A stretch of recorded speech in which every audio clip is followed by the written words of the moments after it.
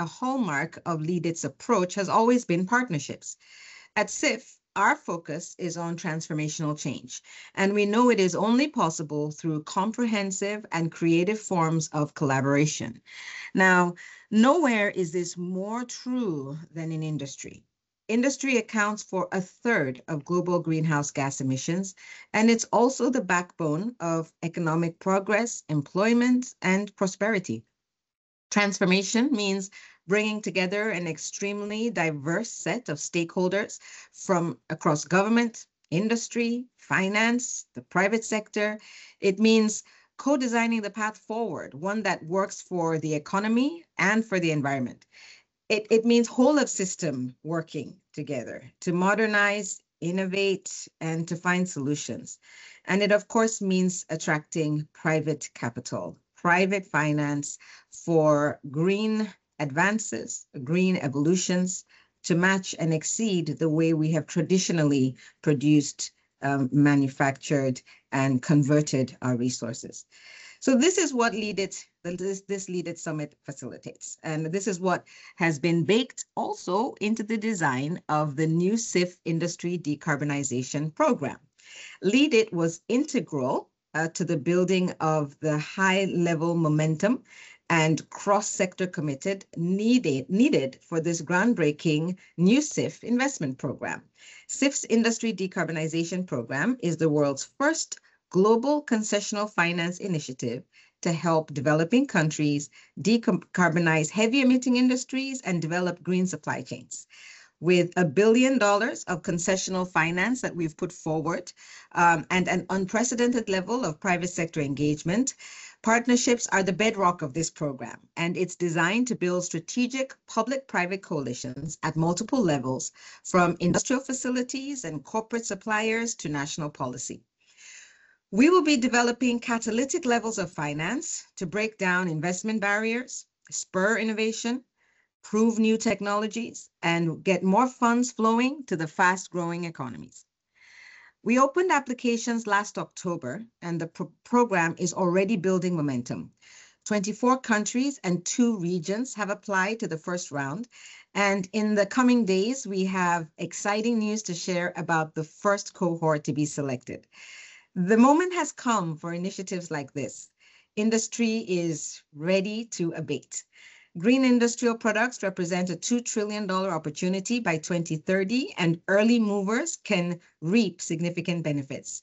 You're all here because you are leaders, and I hope that at today's discussion, you pool expertise, create connections, are inspired by the latest cutting-edge developments, and find common ground for lasting change. Thank you for letting me give these remarks, and wishing you happy deliberations for the next few hours ahead. Thanks so much, Tarja. You can see everyone clapping, but I want to say that thank you for taking the time. And I know you have to leave us to go back to the board meetings, but we take those words with us into what we will hope is an informal collaboration discussion amongst peers and partners. And as Per said, isolation is not the way forward. It has to be cooperation. Thank you so much. Thank you all. All the best. So with that, of course, access to finance has been a key component of some of the work that we've been doing across different discussions. But one of those key challenges of technology cooperation we find is mindset change. There's a lot of parts of the ecosystem that do not want to change or are taking different ways of making that change possible. And now in the next 45 minutes, it's really to hear from you and hear your experiences and also tell us as LeadIT what we can do. But to start that discussion, I'd like to actually ask Klaus Kohlberg, CEO of SemVision, to showcase some of the discussions he's been part of. He's really seen this discussion evolve over the last 10 years, and of course has learnings that come with that evolution. So Klaus, I'm going to ask you to say a few words, and I'd like to ask everyone else, of course, unless you have a comment, and we encourage you to come into the conversation, to mute your microphones. Thanks so much. Klaus, over to you. Thank you, Arita. Hi, everyone. It's a pleasure to be here and have this discussion with you and share some of our insights in SemVision and also our road to where we are today. And thanks also LeadIT for inviting us to this meeting. So I am I'm one of the founder of Zenvision, and actually I am the CTO right now, Arate. So Oscar is the CEO for the company, but we are working very closely together in the team, and I'm sitting in the board as well. So I have a background in cement industry. I worked more than 25 years. I always in operations. I've been maintenance manager, production manager, worked many years in sub-Saharan Africa, but also in North Africa, in Morocco, producing, developing, renovating, and building new cement plants and operating them. So I know the traditional way of producing cement industry. And I did a couple of years together with Martin Pay's team at Hybrid. So I also was part of the Hybrid project, building the pilot plant in Luleå. And it was a pleasure to have that experience as well from the steel industry. So, but taking this into consideration, I realized that the challenge the world is seeing now, that is basically, I use the metaphor a funnel, that the freedoms to operate for the human race actually and the whole society is decreasing. It's like in a funnel. And there are a number of mega trends driving this. One is population growth, and the other one is urbanization. And all people will need basic shelter, homes, road, water purification plants, and basic infrastructure in order to build a society of what we know today in the modern world. And for that, we need basically concrete. There are no other known material today to build at scale as we are today. And just to make one example, I lived in Africa for many years, and in 2050 there will be living 2.6 billion people, twice the amount of India of today. We live in Africa in 2050, and all those people will need these houses, water purification plant, windmill foundation, dams, etc. And how can we meet this demand in the developing world and in the Western world? That is what challenged us. And when we are working on this one in Zenvision, we use a business model called Framework for Strategic Sustainable Development, founded by the Natural Step and Karl-Henrik Robert. It used backcasting from sustainability scientific principles, social and ecological principles. So basically, we are visualizing how will a cement production look like in the future when we are not violating sustainability principles. What are the fundamentals where we are not deteriorating trust in the society, which is the social sustainable, and basically the three ecological principles. I will not list them up, but you can show up. So that is the basic. We have visualized how is the cement production look like when we are not doing that. And then we have actually made a design for a cement production of that. We have checked, and how can we do this if we need to scale the production, and what kind of partnerships do we need? And just to summarize, our model is to use waste material and byproducts from other type of industries, like steel industry, alumina industry, mine tailings, other type of materials.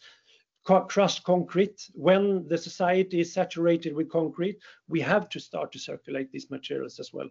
Otherwise, we will never be sustainable.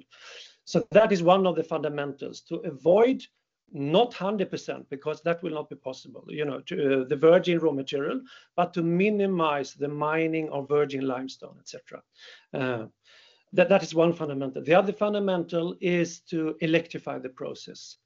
When we do what we are doing in Zenvision, we avoid the CO2 emission from the raw material, and when we have visualized how will the society look like in the future when we are fully sustainable, it must be renewable energy. It must be fossil-free energy, at least, including maybe nuclear. If cold fusion or some new technology will develop as well, which we really hope, that of course that will be a sustainable way.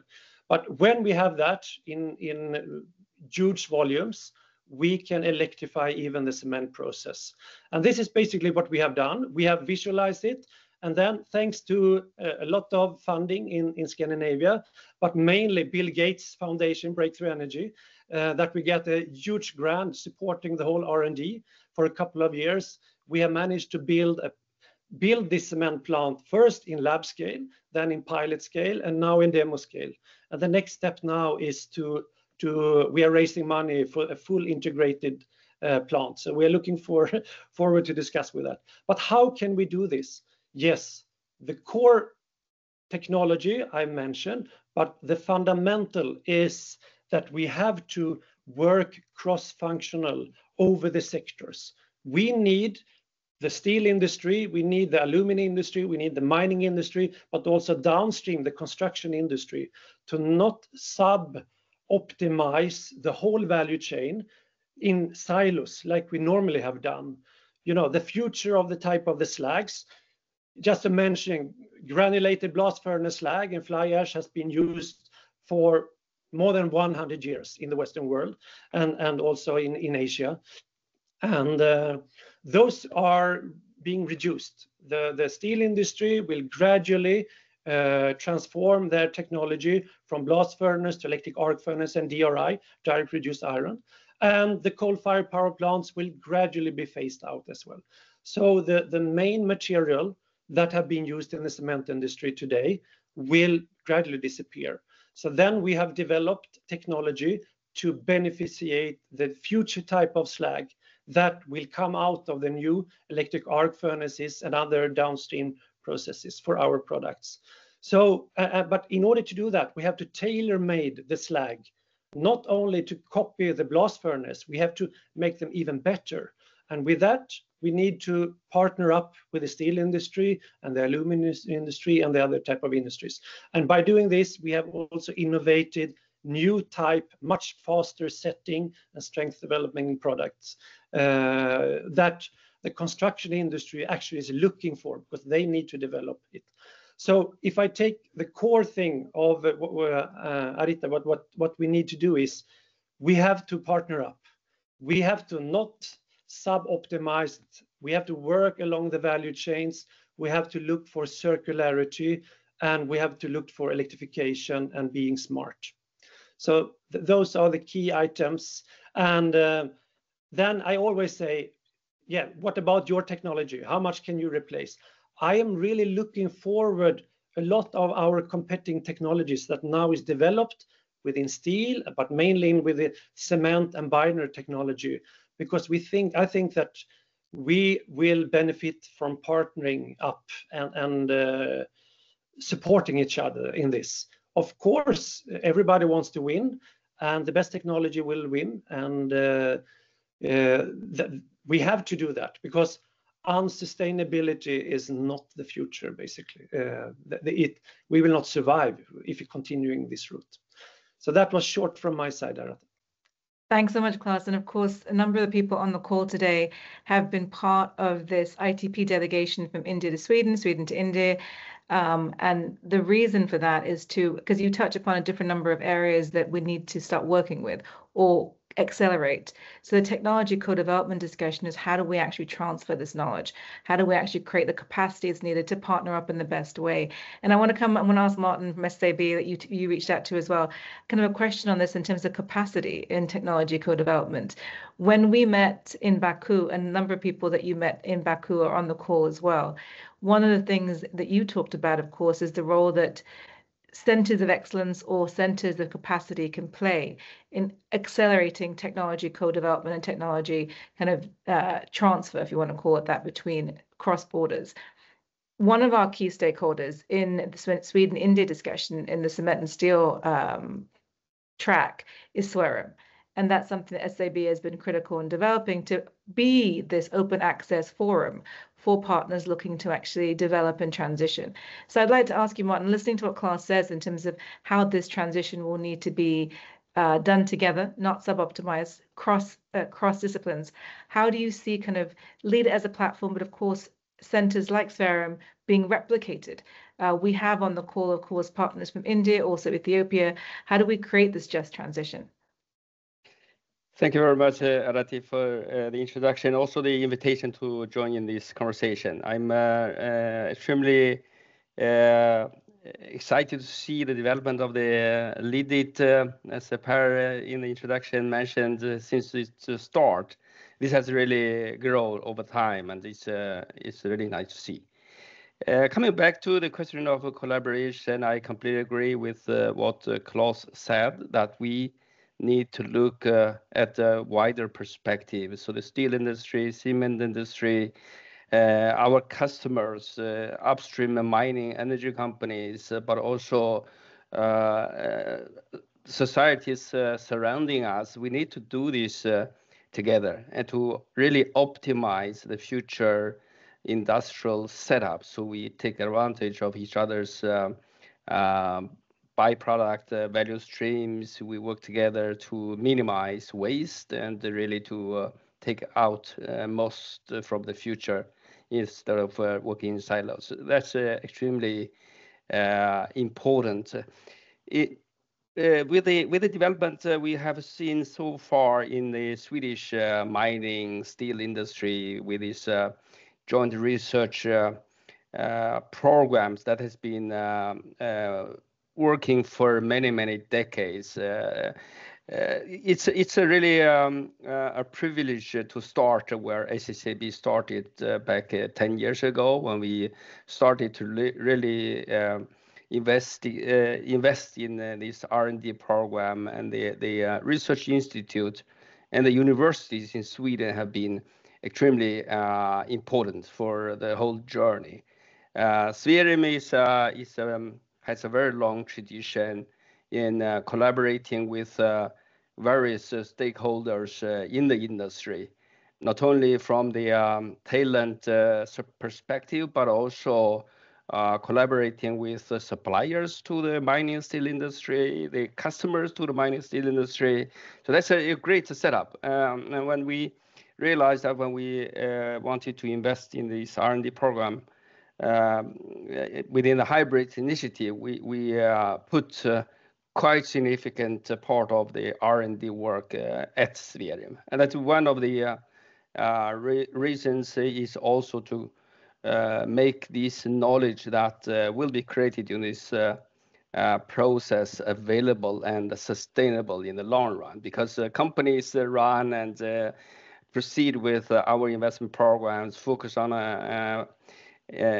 building big facilities, but the creation of this knowledge base at an institute like Swerim has been our intention, and it's really good to see that it has worked out well. And hopefully Swerim will be also a possible partner for countries like India and many other countries to collaborate, so that we can share the findings and knowledge that has been created in this process. Thanks so much, Martin. I'm actually going to reach out to both Praboda and Lena.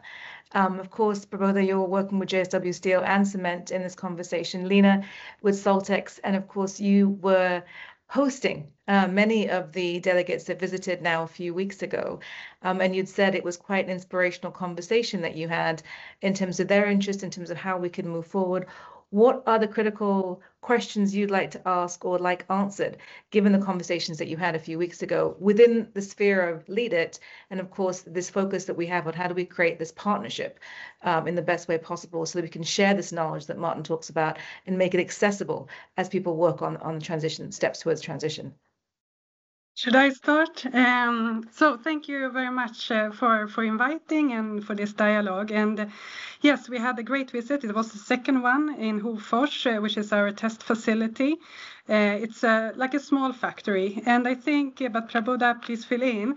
I think that we always have very good conversations when we are there. Like, you can have some conversations where you're in the office and you discuss things, but when you see it, you get into a different mode, and it becomes more real.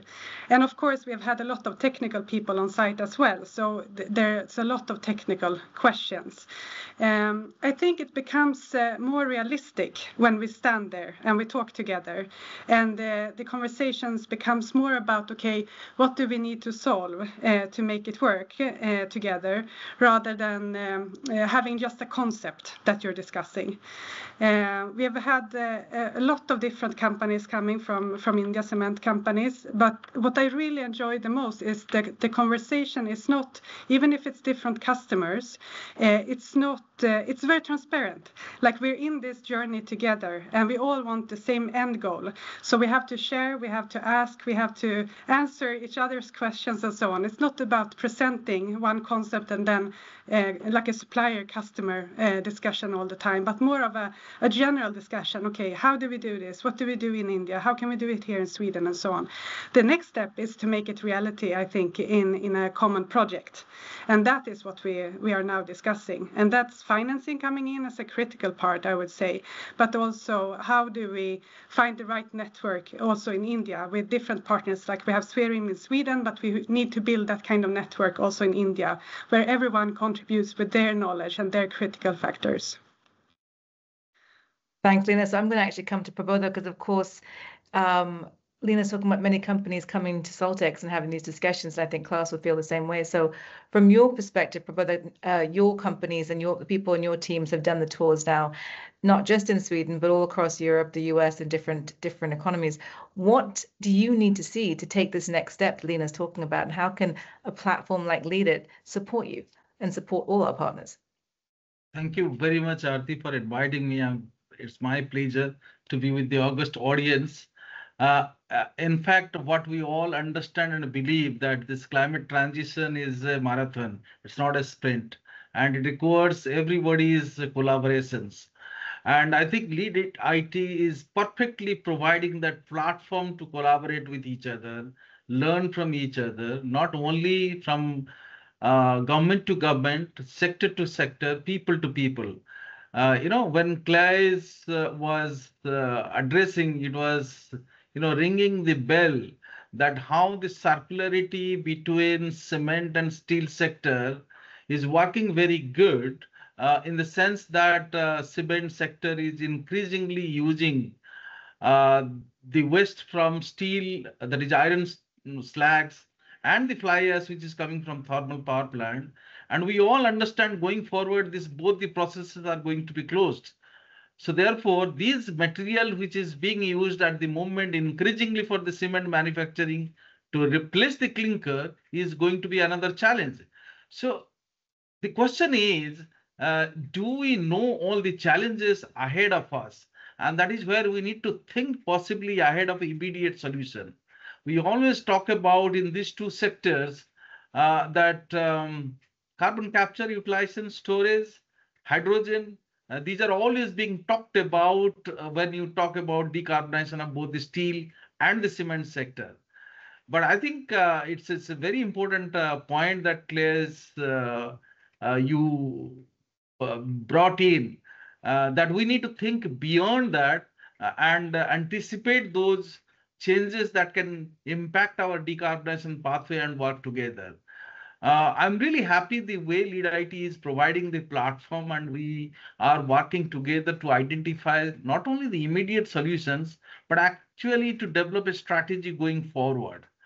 So that is what I wanted to say, and we look forward to have inputs from all the members to help and possibly share success stories, because I have seen it's a human mind loves to see the success stories. Human mind wants to love to learn the new things that gives quick returns. So we need to possibly share more and more success stories within our sectors and learn from each other, adapt to those. There are many good things happening in India that we can share with other countries which are part of the LeadIT. Similarly, from all these rest of the 17 countries, we can learn and implement that in India. We all understand this is the emerging economy. There are economic challenges, but at the same time, there will be pressure and there are pressures to reduce emissions. Government of India is very focused to reduce those emissions. We need to work together. And Martin, I think just transition is something we just cannot wish away, and this is the reality. I see that, for example, if steel making is going to get away from blast furnace technology, all these coke ovens, all this blast furnace is going to be closed down. How the people are going to get impacted? And second thing, what are the associated environmental impact that will cause through the new technology we have not thought about? Now we need the collective mind to work together. I'm looking forward to these discussions, dialogues, and that how we can accelerate these processes. Thank you so much, Ms. Prabodha. We actually want to take those words because I think the concept of having the marathon, but also long-term views in terms of how we understand how transition will be implemented is something that we as LeadIT have to take on board as we have these discussions with you as industry members. But I'd like our next speakers to expand this discussion a little bit. Actually, just you give me 30 seconds. Sure. Oh, sorry. Sorry, did I cut you off? I'm so sorry. I'd just love to declare that possibly in a couple of months, we will be able to demonstrate application of green hydrogen in steel making. And you have an open invitation from our side, whoever want to see how we are doing that and applying that in the DRI process. We love to, invite all the LeadIT members to have come share your see and share learnings with us so that we can further improve. Thank you. Just advance information, but I thought to, just to keep invitations to everybody. Thank you. But thank you so much, Mr. Prabodha, because that's what makes this kind of discussion really unique, that you can share that information with your peers on the call.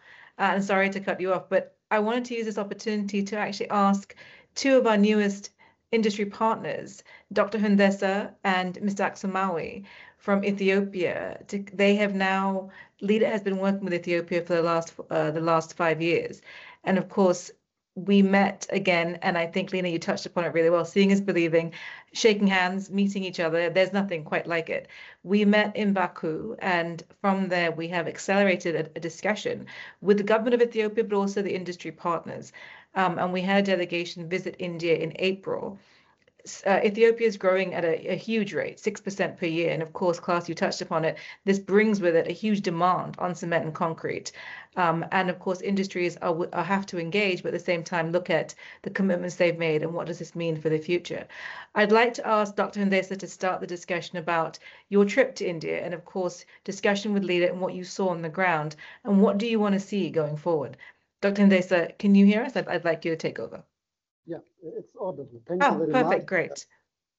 Hi to all, and thank you for the group. And we last April we went to India. It was very thought-provoking, very interesting, and we had face-to-face discussion with industry leaders and Ratman and the whole India, Sweden team has been working actively with us, and we are very happy to be a part of this team.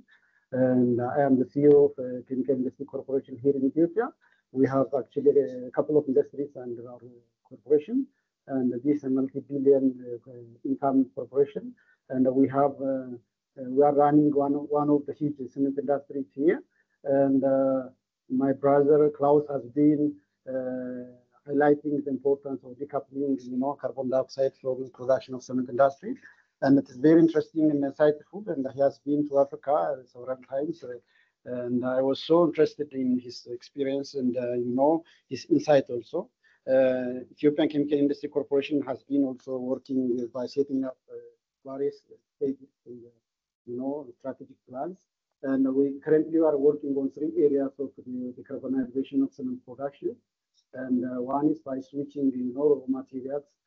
As of now, we are producing a huge amount of PPC. Now we are OPC, OPC is heavily, polluting the environment, and we are switching to LC3. And Ethiopia is very unique in that because we have a huge amount of colonized clay, and therefore, if you go to other countries, as studies have been suggesting, and they are using, artificial synthetic materials for, replacing the colonized clay. But we have huge amount of colonized clay, which is actually the huge material for production of this LC3. And therefore, during my visit to India, and I got hands-on experience from scholars from ITPB, and I go inside the Avatar, I'm not terrified with impact. And we have been also engaging with various cement industries. So we had, site visit, and we have also seen that how, thermal substitution rate has been, reducing the impact of emission of carbon dioxide in cement industry. Similar trend is going to get hands-on experience, and went to, invite you all to Ethiopia. And my profession went to engage in this kind of dialogue. And this is very eye-opening, thought-provoking, and we are all of us are actually global citizens. We belong to, the same globe, and we have to save the globe. We have to reduce the carbon footprint. And the second part we are actually working on is actually increment of, efficiency by replacing the obsolete, auxiliary production facilities. And the third one is actually electrification of key. In Ethiopia, all of our energy sources from hydropowers, and it's very cheap. And there is high potential in, electrification of kilns and electrification of lower cement industry across the chain. And we have been even electrifying the logistics and other things. Therefore, this has to proceed, and we are so determined to be a part and a parcel of this meeting. Thank you, Ratna. Dr. Ndeza, thank you so much. I'm going to ask Mr. Aksamawe to say a few words. I think in the site visits that we had and the time we took traveling together, what was really quite enriching is the way in which transparency and sharing was so at the center of the industry conversations, and how it allowed both sides to see what these next steps could be. And you touched upon electrification, and that was something that came to the discussion in a different way, unexpectedly, actually, from where Ethiopia stands today and where India stands today. Mr. Aksamawe, would you like to say a few words about that delegation visit? Thank you, Arati, for arranging this platform, and thank you, LeadIT also. So our visit to India was very wonderful. We have, learned a lot, because I am a CEO of Pan-African Green Energy PLC. My company has biomass production plants, and we are producing biomass, and we are supplying to our sister companies, cement companies. One cement company has a capacity of 10,000 tons per day, and the other has a capacity of 3,000 tons per day clinker. So currently we are trying to substitute 10% of the energy by biomass. So in that regard, we have learned that our substitution rate is very low. We need to work more. So we learned in India that because our resource is biomass, and it's very homogeneous, unlike the alternative fuel in India. They have been using RDF, which is very heterogeneous, and a different type of wastes, which is heterogeneous and very difficult to, for kiln stability. But ours is a very homogeneous alternative energy. We have biomass. So what we have learned is we need to utilize the huge potential we have, because Ethiopia is endowed with a huge biomass resource. So we have learned that we need to utilize our potential. We have a huge potential. So we are working on that. The other thing we have learned is, the low clinker cement, production of low clinker cement and low carbon cement. Of course, currently Ethiopia is producing 70% PPC, and I think 80% PPC and 20% OPC.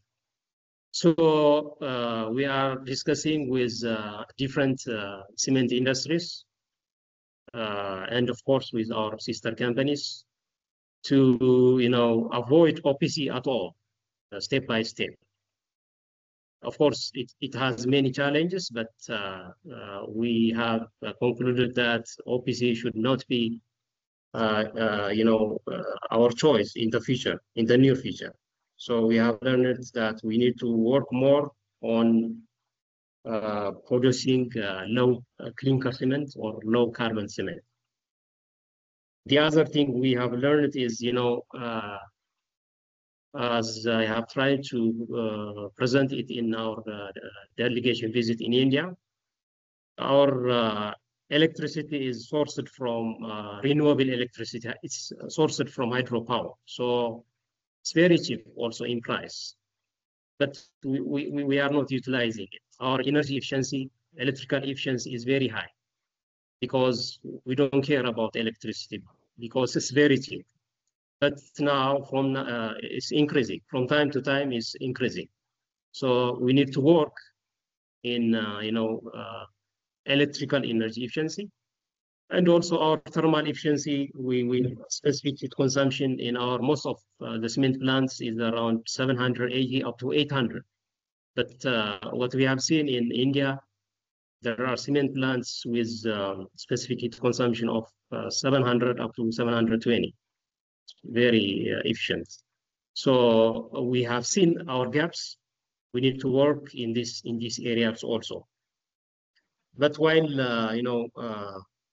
doing this, we have different challenges, the same as the challenge in India. We have a technology challenge. For instance, in our biomass production, we are producing biomass, and biomass is sourced from 300 kilometers apart from the cement plants. So harvesting is not the problem. The problem is transporting, because biomass in its nature is very bulky. So unless it is further processed and further densified, the transport cost is very, very expensive. So we have such challenges. We are working on that.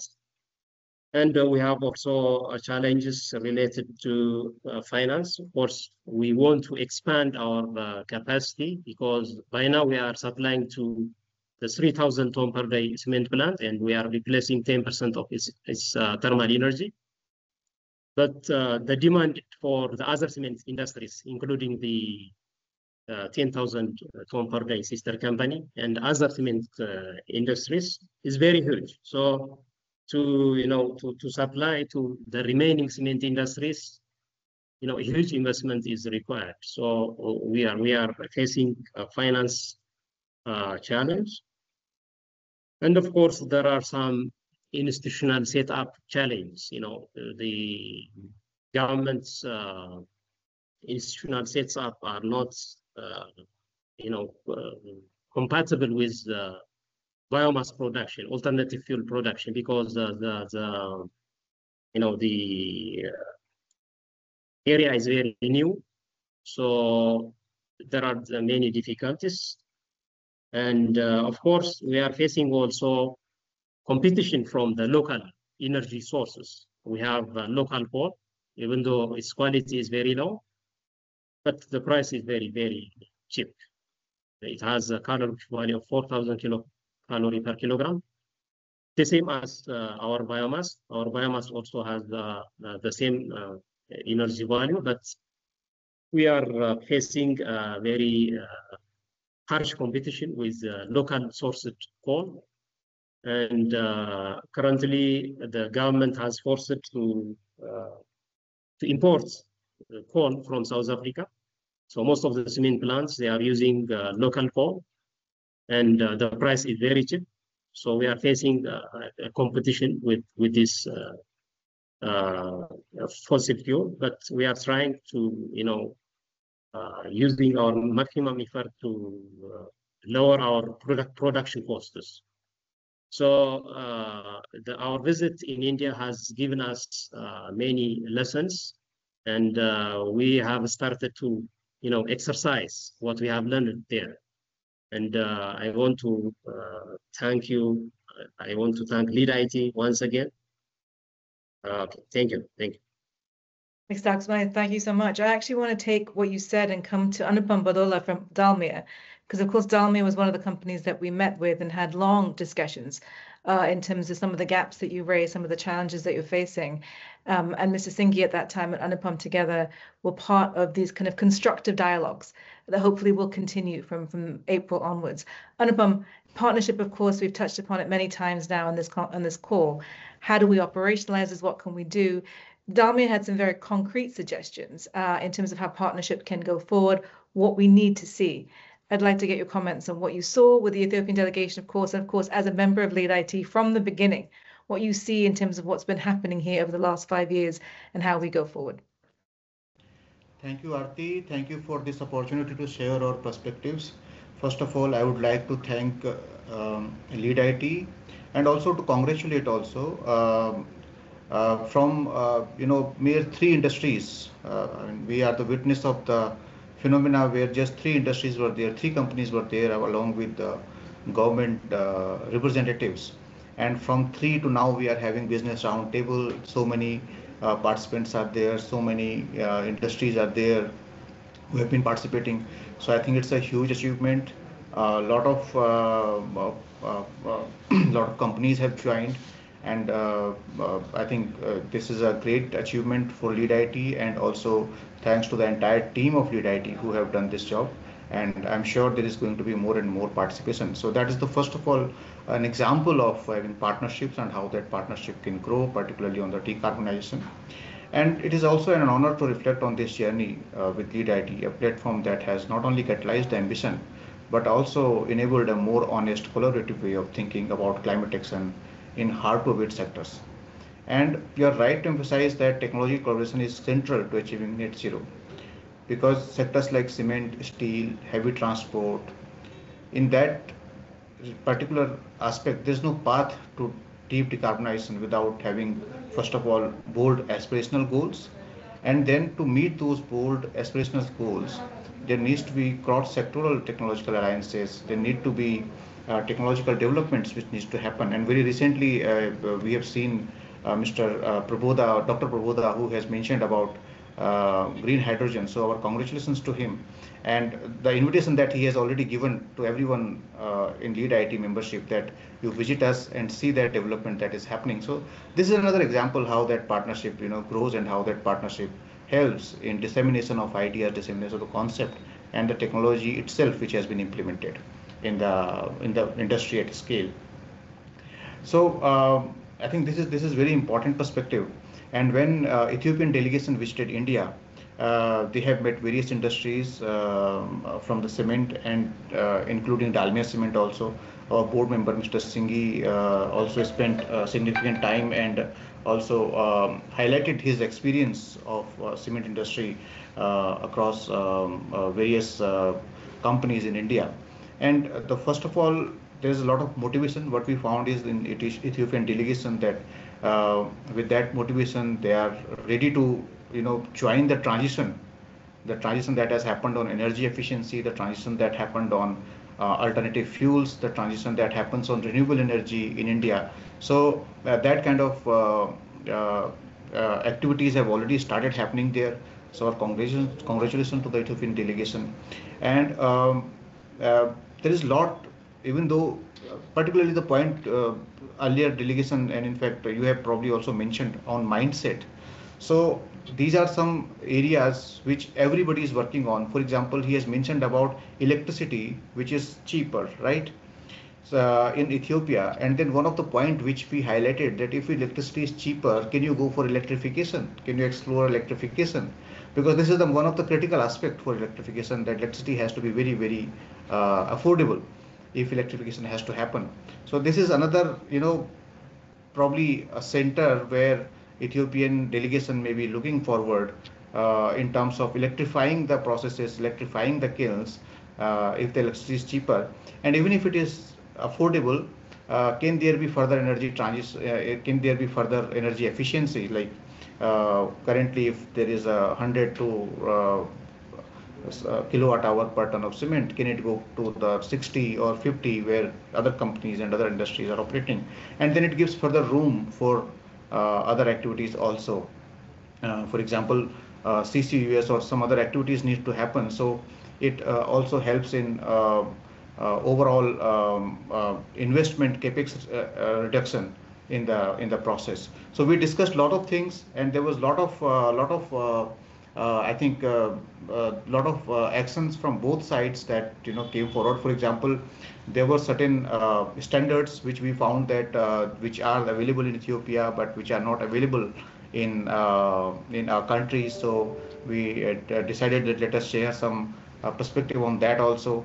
So as long as multiple parties, multiple countries, multiple companies uh, collaborate, first of all the information exchange happens, idea exchange happens, and with that lot of action points emerge, and we found that those action points emerging, and gradually those actions will be further probably converted into ground realities. So this is what I think is the final message from my side, that partnerships gives lot of ideas, and those ideas gets converted into reality. There's though one small thing which I believe that we still need to find out in the partnership. So far we have been able to see a lot of ideas, lot of action points, but there is one specific point which we have been able to, which probably we need to either in the LeadIT or through some components, is that financing, how we can we can lead to some new technologies, new initiatives, new demonstrations with some kind of concessional or financing. So that is one important lever. But yes, it can be explored with other various other areas, not just in LeadIT, but various other partnerships within the Great. LeadIT. Thanks so much, Anupam. I'm sorry to cut you short. We're just running out of time. So I think access to financing is something that everyone on this table would agree with, without a doubt. And of course, that's why we had Taria start the discussion. We have, of course, stakeholders and network partners that we can reach out to while we have these conversations. But the action points leading to partnership, that's where I'd like to kind of close our membership discussion before we go to the announcements and talk about what LeadIT is doing to support our members. And for that, I'd like to come to Mr. Kuti from Tata Motors. Now, Mr. Kuti, you were in Baku with us as well. And we reached out to you, and you actually put the challenge to us. And how do we go from idea to action to impact? And we've started some discussions. I'd like to hear from you, of course, your experiences with LeadIT and what you'd like to see as we go forward in the discussions that we're having. You've heard cement, you've heard steel, and now, of course, we're moving this and expanding this to transport and decarbonizing transport. Thank you, Aarti. Thank you, Per, for all that we were able to accomplish in the past couple of meetings and conversations, leading to the conversation that we had at Baku. I'm also very pleased to bring to the attention of all members that we are almost on the cusp of signing an agreement with one of our, if I may use the word, competitors. But this transition is not about competition; it's about collaboration, and we're learning to work on that together. And we would be able to put that into the public domain about a set of signature projects that under the leadership of LeadIT, we're coming together to find solutions at the industry level. We are hoping that what we are able to develop together in a partnership is something that we can bring to the table. One very specific learning that we had over the past 1 year, if I may, is that we can have a lot of ideas and a lot of good and wholesome thoughts, but none of it is meaningful unless it gets to projects on the ground, which gets delivered with targets and numbers and with adequate finance to support it. And setting aside differences of perception is not easy. When erstwhile competitors have to see collaboration, there are many I's to be dotted and many T's to be crossed. This requires a very neutral environment, and that's precisely what LeadIT has been able to bring to the table, and we are really benefiting from that. That said, we need 1 million projects. It's not just about ones or twos.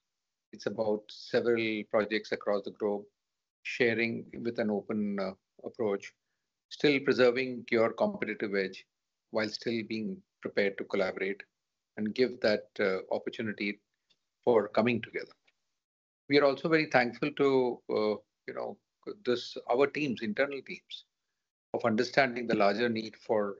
It's one thing for the sustainability officers and LeadIT to champion a cause, but change happens when the last man on the ground is prepared to accept the new reality and make a difference. So I'm really full of appreciation for my internal teams for recognizing that there's a new paradigm and we have to make a change. I must also say there are many learnings along the way. For example, we are learning that when we are looking at circularity and circular economy, when we try to close loop our systems, there are new situations that will require emerging solutions. And I heard Klaus with great interest. For example, some of our scrap is used by downstream organizations as raw material. If we were to divert that back into our systems, this is not available to those downstream businesses. They will now have to look at virgin materials to run their operations.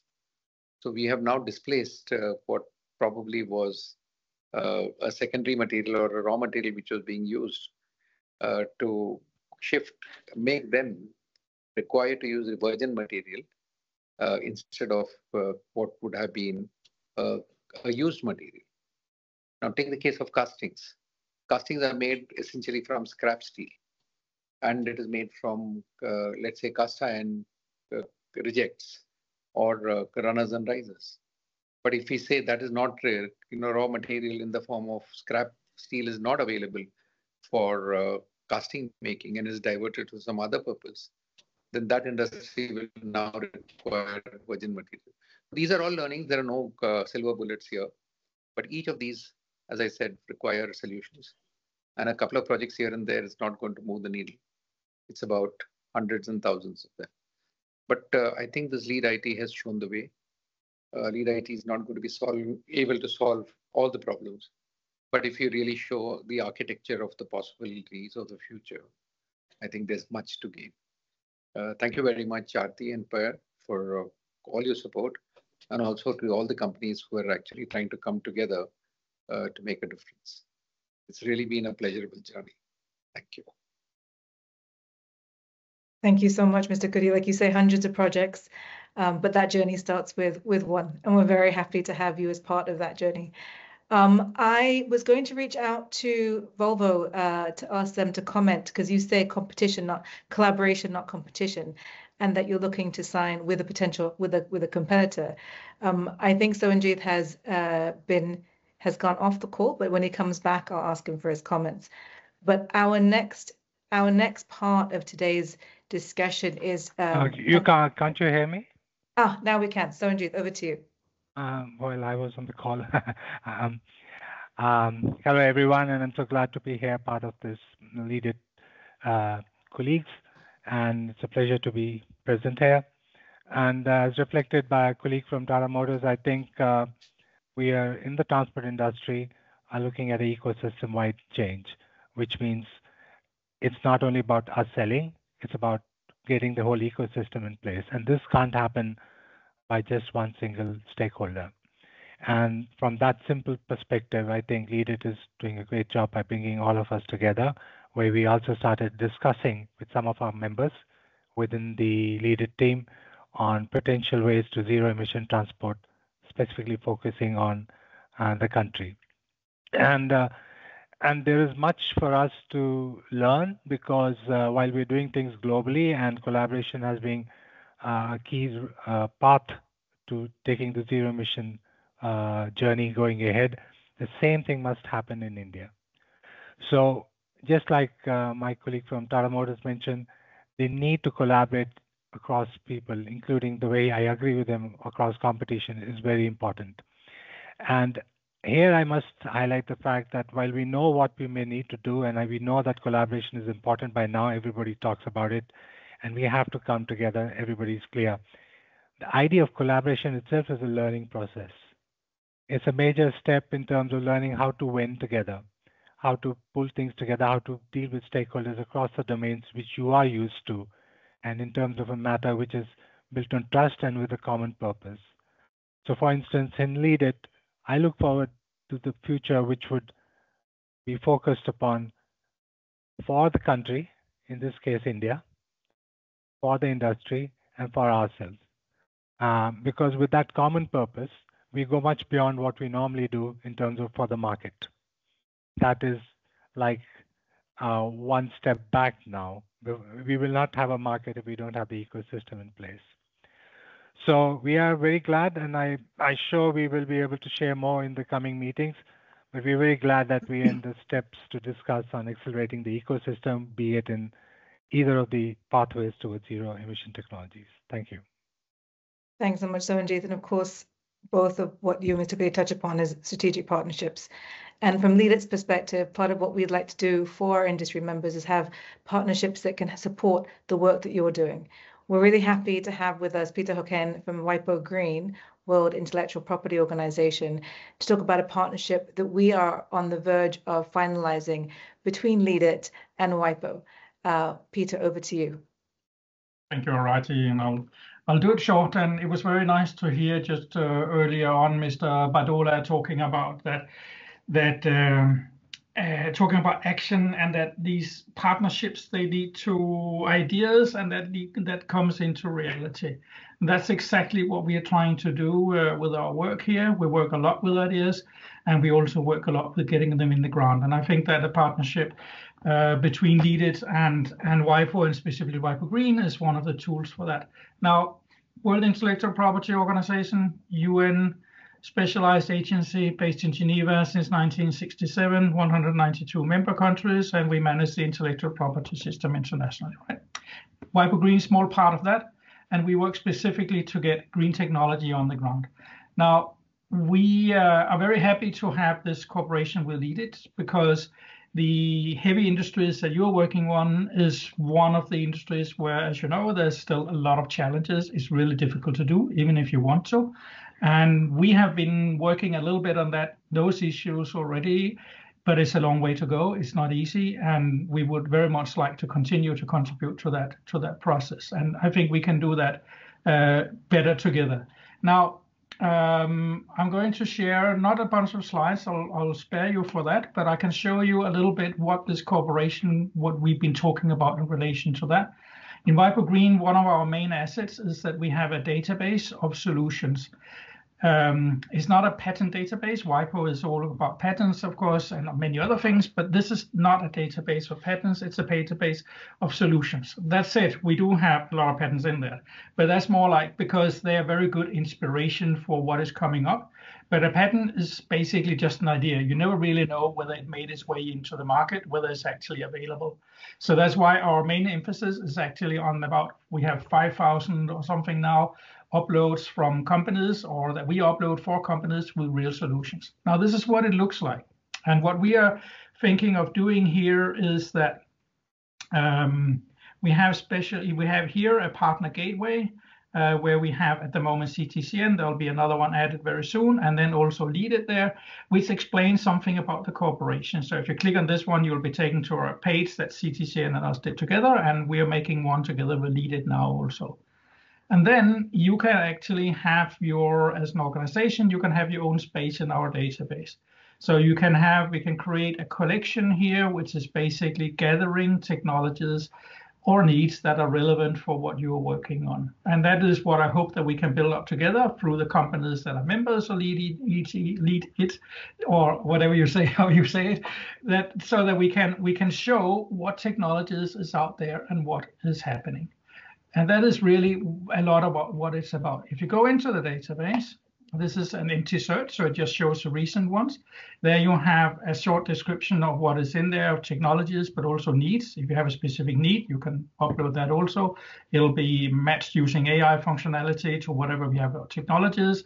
So there's matchmaking going on in it. And then you can go, they have a lot of filters out here. And then if you open one of the technologies here, for example, this one that came in, what we uploaded last week from Singapore. It's about some tiles that are good for cooling, which is a big issue, by using some bamboo stuff and then using the texture of elephant hide to increase the evaporation. Now, this is a technology, and then you can visit their website directly through this one here, and then you get directly to the company. And you can also send them an email through this one here if you want. You have to be registered to do it, but then you will send an email to the company and you can say whatever you want, and without their email address being disclosed yet, but then they can respond back to you and then you can go there. So it's really all about matchmaking and getting the thing out there. Now, one of the things we do with this is we do green technology books. So this is a new flagship publication. We started it 3 years ago. And this is actually where our cooperation with LeadIT started, because in the second edition here on mitigation technologies, the first one on adaptation, then mitigation, last year energy. Now we're working on disaster technologies in relation to climate change. But when you go into that one, you'll see that we have a whole section on industry down here. That's here. And when you go into that, you will have a small description of what's going in these things. And then if you go into iron and steel, for example, you will then see some examples of technologies that has been implemented successfully, but then you will see actual technologies up here. And we divide them into proven, frontier, and horizon, depending on how ready they are. Proven, been on the market for a while, well tested. Frontier, on the market, but new, not so well tested. And horizon, coming very soon, not in 10 years time, but within a few years time, very close. And then you can see in here, if you go into the technologies, then you can see all different kinds of possibilities for technologies there. So there was talk about electric arc furnaces just before. So there's one of them here. And you open it, you will see a little bit description. It's pretty much the same that is in the physical book. And then it links to the database. So you click here and you go back into the database, and there you should be able to contact the company. I hope the link works. It normally does. But here we go. That's a Chinese company, it looks like. And then you're back into it again. So that's really what we try to do in these things there. Now, for this green technology book, we have created a special collection. You may recall that on the front page of the database here, there was these collections here. Most often are just very simple references to a specific group of technologies. But for the green technology book, we've done one a little bit more sophisticated. And we could do that also with the LeadIT technologies that comes up. And basically what that is, it looks like this. So this is what we present for each book, all the technologies that are in the books and many more, because we keep on adding to this one. And you can see then here for the second one on mitigation, where we got industry in relation to mitigation. There we got the steel industry again, and there you've got the frontier and the proven, the frontier here, and horizons here, and the same for cement if you're interested in that. And again, there are all the technologies we have. So I hope that through a cooperation with LeadIT, that we can help you to create a space where you can showcase technologies that both are there or are coming, that can be a solution to low carbon industry in the future. I hope that you can help to populate that collection or that space in the database by uploading technologies you have yourself or stories about your technologies. We normally don't upload a project as such, but we can upload knowledge material, meaning that if you have a good description of some technology that you've worked well in one of your sites or whatever, then we can enter that into it as knowledge material, as a report, as a paper, as a video, whatever really that you have. But it would be very good for us to if we together can create some kind of collection in here through this garden partner gateway here, so that we can spread the word of what innovation and technology can do for this very hard to abate sector that you are part of. And with that, I'll stop here. Thank you very much, Arati. Thanks so much, Peter. And of course, in the newsletter, and when this is finalized on our website and yours, we will showcase that to, of course, our partners and our members. And Anupam, I see that you have your hand up. I'm going to actually ask if you might be able to hold until our last two presentations, because part of what we're doing, and I apologize that we're going a little bit over time for those of you who can stay with us, what we do want to share with our members is actually the work that's happening in-house. LeadIT is very, very unique in that we have the Stockholm Environment Institute as our partners with research and with, of course, some of the key questions that you as industry partners are asking us to do more on. I have Jindan Gong from SEI, who will present some of the work that is relevant to some of our partners that we have been asked to do this. And then, of course, after that, Aaron Maltais talking about green industrial policy, because LeadIT's different verticals, not just technology co-development, of course, and the Sweden-India engagement. Also, what does this mean for policy? What does this mean for partnership? What does this mean for what we're looking at focusing on, which is just transition? So give us a few minutes of your time. We really appreciate it. Jindan, if you would like to come in. Thank you, Arti, and thanks also for inviting me to these dialogues. I will do as Peter and share my screen quickly. But while it's loading, I would also like to say nice to meet you, everyone. Today, I have been asked to speak about a research piece that colleagues Björn Nyqvist and Aaron Maltais and I are working on together with LeadIT, where we look at decarbonizing commercial vehicles. And the idea is to study alternative technology pathways with a particular focus on long-distance trucks and hydrogen combustion engines. And what we have done so far is that we have divided the research into two main parts. In the first part, we have reviewed studies that compare total cost of ownerships for three alternative technologies. These are battery electrification, hydrogen fuel cells, and hydrogen combustion engines. And in this first part, we have found that when it comes to longer distances, it's not very clear which technology will be the most cost competitive. Rather, different technologies fall out as the cheapest depending on what assumptions have been made on vehicle purchase prices or on prices on charging or green hydrogen at pump, just to give you some examples.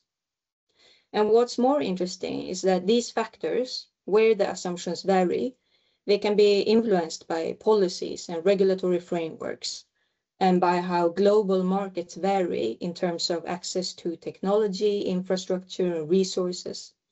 So this kind of highlights the importance of considering both political and geopolitical contexts when studying and concluding on the most competitive technology. And therefore, in the second part of the research, we will focus on looking beyond the techno-economic factors to study other things that can shift this TCO balance. And some practical examples that we have just started to look at are in the context of India and South Africa, where there is this political momentum of green hydrogen value chains, where the transport sector is included. Such as in the Indian National Green Hydrogen Mission and the South African Green Hydrogen Commercialization Strategy and their EV White Paper. So put very simply, we aim to look at how regional contexts shape technologies, how suitable technologies are, because this is key to making sure that the global transport transition is just and equitable. And this also highlights the importance of continued collaboration and innovation across a range of technologies. And I will stop there. Thank you. Thanks so much. And then, of course, this is something that we work with our partners to develop and to, of course, understand critical triggers for what the question should be and how we take it forward. I actually want Aaron to come in next, taking this forward, this just equitable transition. How do we make it happen? And what are some of the questions that we come up against when we're looking to broaden the scope of some of the discussions that we're having in the global north, the global south? Aaron, over to you. And I want to thank everyone again for their patience for staying with us. Hi, everyone. Thanks for having me at this meeting today. It's been really inspiring and interesting. I'm going to talk a little bit about some work we did last year and earlier this year, looking at the shift to green industrial policies in major economies and what the implications of those shifts are for lower and middle income countries. Can everyone see my slides okay? Yeah, good. So, kind of the main question we asked here is, can green industrial policy be a driver for truly global decarbonization and green development, or is it creating kind of a two-speed transition that leaves many lower and middle income countries behind? And what we did is we mapped types of green industrial policies around the world and who is using them. We assess the opportunities and risks these policies pose for lower and middle income countries. And we organize 2 roundtables in Brussels, bringing together representatives from the EU, lower and middle income countries, industry, and research actors. We then reviewed literature on what policies can be adopted to make green industrial policy more inclusive, and engage with stakeholders to come up with, a set of practical proposals. So I won't go through all the research, but I mean, there are some clear opportunities and risks with this shift that we're seeing internationally. So the opportunities are, of course, that we have more technological innovation and deployment, and technology gets cheaper. For developing and emerging economies, there's new trading opportunities. If they have resources that are needed, energy transition technologies or renewable energy resources. Also shifting role in green value chains, that there can be new opportunities for production to shift to regions with lots of renewable energy resources. Competition between major economies as well can create strategic leverage to improve, trade deals or arrangements between countries. And there can be more financial and technical cooperation. The risks are, of course, that we get stuck in extractivist kind of patterns where value added is not found in the emerging and developing economies. These policies can make capturing new opportunities in energy transition difficult, because these policies have a lot of subsidies or trade barriers involved in them, difficulty in attracting investments, and of course, regulatory and technical barriers, and ultimately a potential for technical dependence if not everyone is included in the transition on fair terms. So what are some of the kind of priorities that were highlighted in the workshops that the roundtables we had, and also we found in the literature? Well, it's ensuring access to green technology and co-development. So for example, you might link green subsidies in high-income countries for innovation there to preferential licensing in other poorer regions, so that there's more technology sharing going on. More support for joint ventures, innovation hubs, and collaborative R&D across borders. And also not forgetting skills and technical training when you're thinking about doing these types of things. More fair competition and integration into green value chains.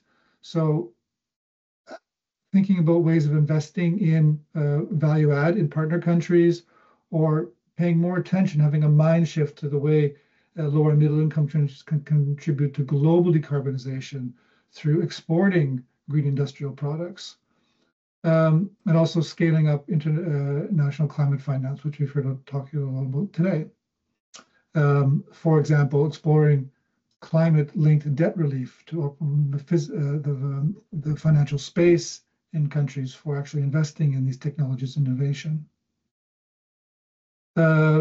Also adapting trade rules, so exploring tailoring emission standards and certification systems to the context of different regions, so differentiating between countries in terms of those demands. Mutual recognition of standards between countries. Also looking at, can we use revenues from things like the CBAM to actually invest in those partner countries that are negatively affected for advancing industrial decarbonization.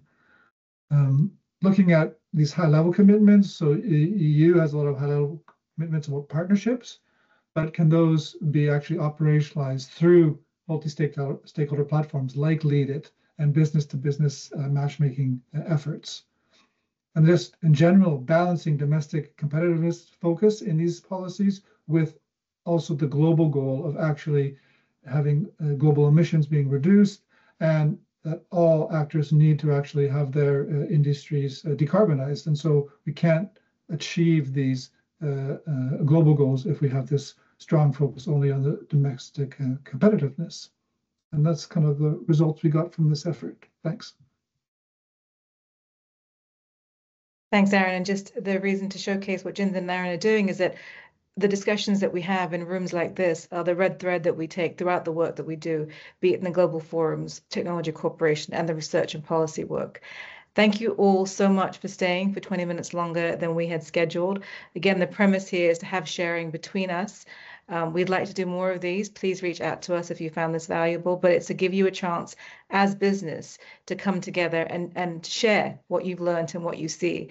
Very much an introductory call. Everyone's getting to know each other, but we hope to see you again here in the not too distant future. Thank you so much, and have a great Tuesday. Thank you. Thank you.